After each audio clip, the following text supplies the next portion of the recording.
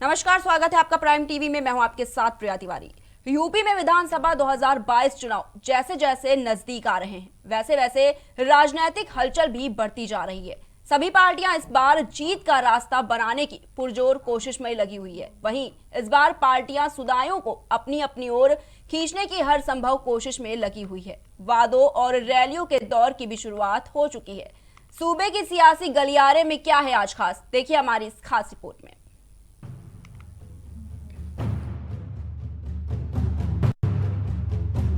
UP में विधानसभा 2022 के चुनाव अभी भले ही एक साल दूर हो, लेकिन राजनीतिक समीकरणों का बनना बिगड़ना शुरू हो गया है। सत्तारूढ़ दल भाजपा और बसपा में तो अभी कोई खास हलचल नहीं दिखाई दे रही, लेकिन सपा और कांग्रेस ने भरपूर तेजी पकड़ ली है। लगभग रोज ही दोनों भी पार्टियों के नेता दौरे कर रहे हैं। बात अगर कांग्रेस की करें तो कांग्रेस राजनीतिक दोस्तों की तलाश में है, लेकिन उसे भी कई छोटे छोटे दलों का साथ मिल सकता है। प्रियंका गांधी ने किसान पंचायतों में हिस्सेदारी की है, लिहाजा किसान नेताओं से जुड़े दलों को कांग्रेस साथ ले सकती है। इसके अलावा पूर्वांचल में निषादों पर प्रियंका गांधी की तगड़ी नजर है। वे गंगा के किनारे बसे गांव से होते हुए गंगा यात्रा निकाल चुकी हैं। जाहिर है कि निषाद समाज के कुछ प्रतिनिधियों को कांग्रेस चुनाव के पहले जोड़ेगी। वहीं इस चुनाव के पहले भाजपा ने ओबीसी वोटों को साधने के लिए बड़ी तैयारी की थी। न सिर्फ दूसरे दलों के ओबीसी नेताओं को अपने साथ लिया, बल्कि ओबीसी समुदाय में आने वाले केशव मौर्य को डिप्टी सीएम तक बनाया। इन्हीं वोटों को बटोरने के लिए भाजपा ने अपना दल को साथ रखा है। पार्टी में सोहेल देव भारतीय समाज पार्टी के ओम प्रकाश राजभर का भी साथ लिया था, लेकिन इस चुनाव के आते आते समीकरण काफी बदल गए हैं। भाजपा ने अपनी पार्टी के भीतर ही ओबीसी समुदाय के नेताओं को बड़ा बना दिया है। बात अगर सपा सुप्रीमो की हो तो अखिलेश यादव का गेम प्लान किसान आंदोलन से उपजे विरोध को हाथों हाथ लेते दिखाई दे रहे हैं। जाहिर है कि किसानों से जुड़ी पार्टियों की ओर उनका झुकाव अभी से दिखाई दे रहा है। किसान आंदोलन से पैदा हुए नए राजनीतिक समीकरणों के चलते उन्हें लगता है कि रालोद अपने बड़े वोट बैंक को मोबिलाइज कर सकती है। इसके अलावा राकेश टिकैत पर भी उनकी नजर है। किसानों को साधने के बाद अखिलेश यादव की नजर अन्य पिछड़ा वर्गों के वोट बैंक पर भी है। पर इस वोट बैंक की राजनीति के बीच जो सबसे अहम है वो है प्रदेश के नेताओं के बिगड़ते बोल। बीते दिनों पूर्व सीएम अखिलेश यादव अलीगढ़ के टप्पल में किसानों को संबोधित कर रहे थे। संबोधन में अखिलेश यादव ने ऐसी भाषा का इस्तेमाल किया जो कि एक नेता के तौर पर अशोभनीय है। कई बार देखा गया है कि जब नेता मंच पर होते हैं तो वो अपने शब्दों की मर्यादा को भूल जाते हैं। कई बार तो आरोप इतने गंभीर हो जाते हैं कि नेताओं पर कार्यवाही तक हो जाती है। पिछले चुनाव में भी चुनाव आयोग की ऐसी कार्यवाही देखने को मिली थी, जब तमाम नेताओं को उनके विवादित बयान के बाद भाषण देने पर कई घंटों की रोक लगा दी गई थी। पर ऐसे में सवाल उठता है कि क्या चुनाव जीतने के लिए इस प्रकार से भाषा की सीमा तोड़ना सही है, और क्या बिगड़े बोल नेताओं के लिए जीत की राह आसान करेंगे। Desk report, prime TV. बढ़ते हैं अगली रिपोर्ट की ओर। बंगाल की राजनीति में हर दिन कोई ना कोई नया ट्विस्ट आता रहता है। कभी टीएमसी पार्टी में घमासान चलता रहता है तो कभी बीजेपी में नए लोगों की एंट्री होती रहती है। सबसे अहम यह है कि अभिनेता से नेता बने मिथुन चक्रवर्ती अब भाजपा में शामिल हो गए हैं। साथ ही साथ बंगाल में बीजेपी के दिग्गज नेता रैली कर रहे हैं। देखिए हमारी एक खास रिपोर्ट।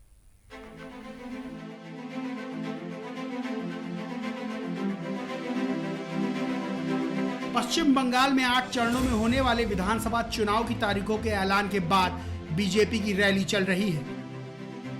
बीजेपी के पहले बड़े चुनावी कार्यक्रम में पीएम मोदी ने कोलकाता में एक बड़ी रैली को संबोधित किया। रैली में पीएम ने कहा कि आज बंगाल का मानुष परेशान है, वो अपनी आंखों के सामने अपनों का खून बहता देख रहा है।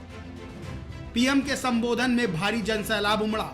माना जा रहा है इस बार होने वाले विधानसभा चुनाव में भाजपा और टीएमसी के बीच कड़ी टक्कर होगी। पीएम मोदी ने कहा, भाजपा वो पार्टी है जिसके डीएनए में बंगाल का सूत्र है, जिस पर बंगाल का अधिकार है। आगे उन्होंने कहा कि भाजपा वो पार्टी है जिस पर बंगाल का कर्ज है और ये कर्ज कभी चुका नहीं सकती, लेकिन बंगाल की माटी का तिलक लगाकर उसे विकास की नई ऊंचाई तक पहुंचाना चाहती है। भाजपा की स्थापना के मूल में ही बंगाली चिंतन है, जिसकी स्थापना की प्रेरणा बंगाल के महान सपूत डॉक्टर श्यामा प्रसाद मुखर्जी हैं। पीएम मोदी ने यह भी कहा कि भाजपा वो पार्टी है जिसके विचारों में बंगाल की महक है और जिसके संस्कारों में बंगाल की परंपरा है। कमल के फूल में बंगाल की मिट्टी की खुशबू है, इसलिए ही कहा जा रहा है लोकसभा में टीएमसी हाफ, लोकसभा में टीएमसी हाफ और इस बार पूरी साथ। इस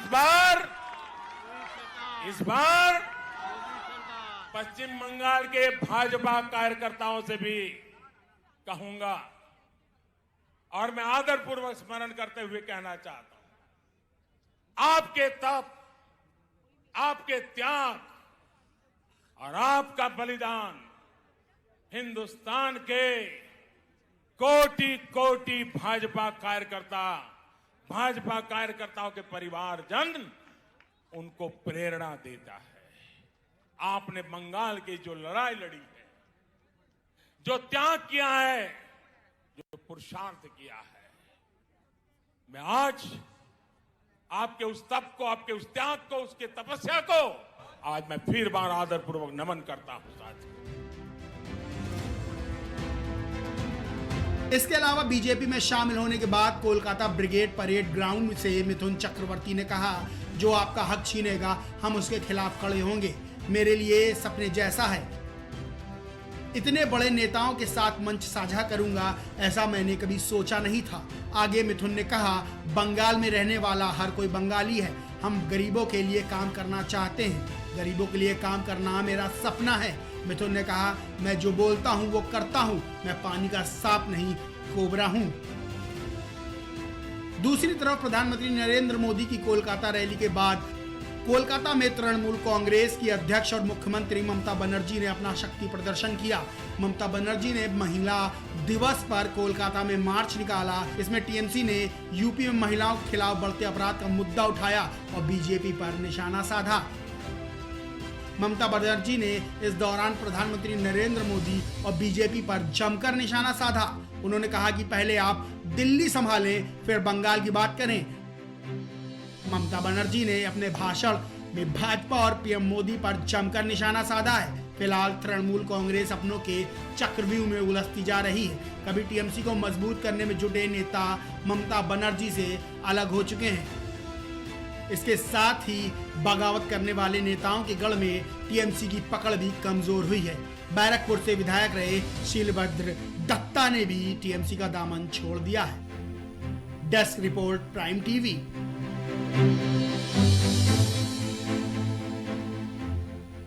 बढ़ते हैं अगली रिपोर्ट की ओर। कांग्रेस देश की सबसे पुरानी राजनीतिक पार्टी है, लेकिन जो हालात कांग्रेस के अब हैं वो उसकी अच्छी स्थिति नहीं दर्शाते हैं। कांग्रेस अब छोटी दलों की सहयोगी पार्टी के भरोसे रह गई है। तमिलनाडु में 234 सीटों में कांग्रेस को सिर्फ 25 सीटें ही मिली हैं। वहीं असम में भी देश की सबसे पुरानी पार्टी गठबंधन की बैसाखी के सहारे नजर आ रही है। ये रिपोर्ट देखिए और समझिए।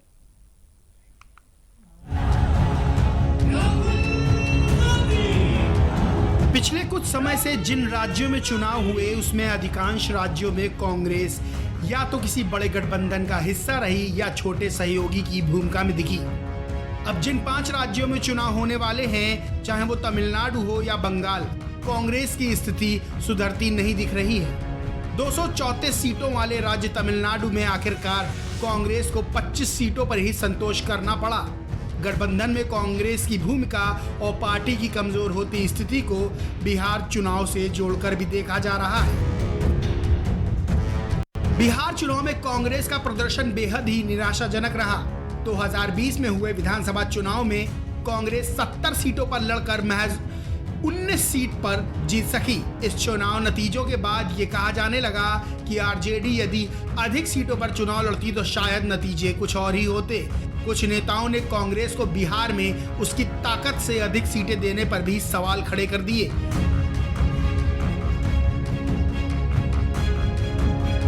बिहार चुनाव के बाद कांग्रेस के सहयोगी दलों के बीच अलग ही संदेश गया।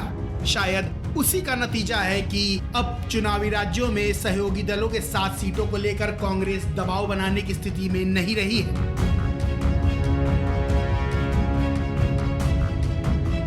असम में 2016 तक कांग्रेस सत्ता में रही। हालांकि केंद्र में नरेंद्र मोदी की अगुवाई में बीजेपी की सरकार आने के बाद असम में भी कांग्रेस को सत्ता गंवानी पड़ी।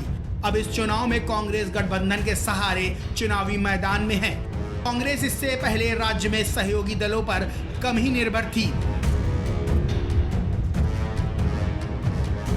असम विधानसभा की 126 सीटों पर होने वाले चुनाव में कांग्रेस ने AIUDF, भाकपा, माकपा, भाकपा माले, BPF और आंचलिक गण मोर्चा AGM के साथ गठबंधन किया है। इस गठबंधन को महाजोत नाम दिया गया है। बंगाल की 294 सीटों वाली असेंबली के लिए अब गठबंधन का बड़ा घटक CPM 130 सीटों पर, कांग्रेस 92 सीटों पर, फुरफुरा शरीफ के पीरजादा अब्बास सिद्दीकी की पार्टी ISF 37 सीटों पर चुनाव लड़ेगी। इसके अलावा गठबंधन के अन्य घटक दल मसलन फॉरवर्ड ब्लॉक 15, RSP 11 और CPI 9 सीटों पर अपने उम्मीदवार उतारेगी। कांग्रेस लेफ्ट के इस गठबंधन को मुख्य मुकाबले में नहीं माना जा रहा है। कहा जा रहा है कि किसी दल को स्पष्ट बहुमत नहीं मिला तो उस स्थिति में कांग्रेस की भूमिका अहम हो सकती है। तमिलनाडु में कांग्रेस राज्य की 25 विधानसभा सीटों पर चुनाव लड़ेगी। राज्य की 234 सीटों में से केवल 25 सीटों पर लड़ना शुरू में कांग्रेस को पसंद नहीं आया। DMK के 7 सीट को लेकर अनबन की भी खबरें आई। कांग्रेस नेताओं को यह अपमानजनक भी लगा। बाद में आखिर कांग्रेस को मानना पड़ा, और मानती भी क्यों ना। कांग्रेस की बात करें तो नेतृत्व की लड़ाई में कांग्रेस ऐसी उलझी है कि वो चुनाव पर कम और अंदर के हालातों पर ज्यादा ध्यान दे रही है। Desk report, prime TV.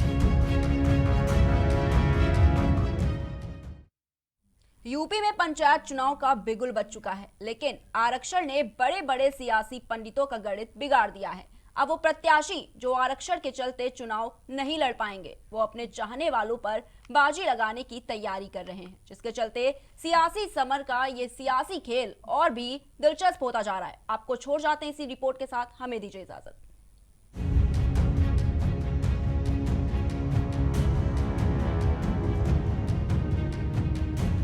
पंच प्रधान क्षेत्र पंचायत और जिला पंचायत सदस्य पद पर जीत के लिए महीनों से तैयार किए गए चक्रव्यूह जंग शुरू होने से पहले ही टूट गए। जिन लोगों ने चक्रव्यूह को अभेद बनाए रखने की योजना बनाई थी, या जिन्होंने हर हाल में चक्रव्यूह को भेदने की तरकीबें तलाश रखी थी, वे देखते रह गए। सशक्त हथियार आरक्षण ने बिना किसी शोर शराबे के चक्रव्यूह के हर फाटक को तोड़ दिया है। गंवई सरकार पर वर्षों से काबिज छत्रपों के पांव में आरक्षण ने ऐसी बेड़ियां डाल दी कि अब वे इस चुनावी समर में खुद उतर ही नहीं पाएंगे।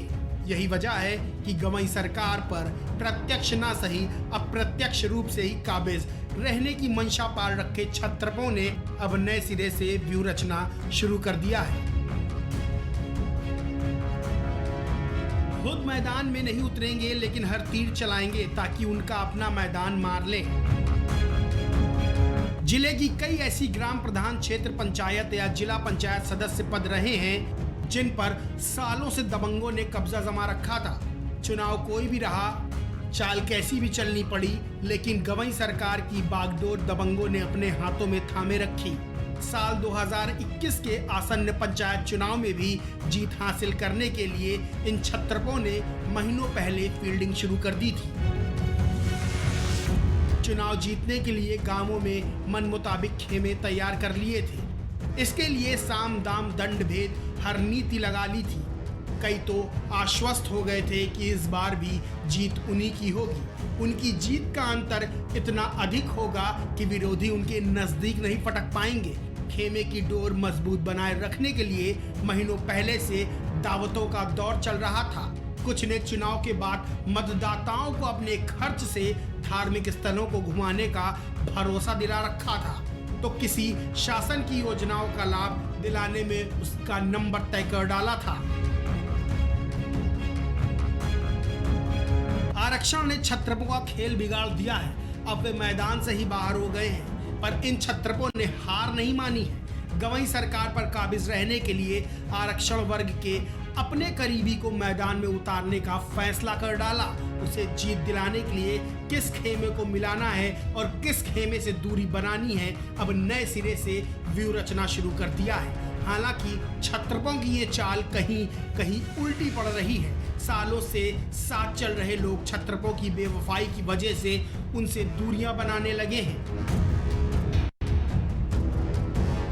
जिसकी वजह से उनकी ताकत कमजोर पड़ रही है। पर छत्रपों ने तो मान लिया है, ये ठान लिया है, गवई सरकार में दखल रखेंगे। यही है कि वे मुखिया उसे बनाना चाहते हैं जो उनका अपना रहे, उनके इशारे पर ही मुहर उठाए और रखे। Desk report, prime TV.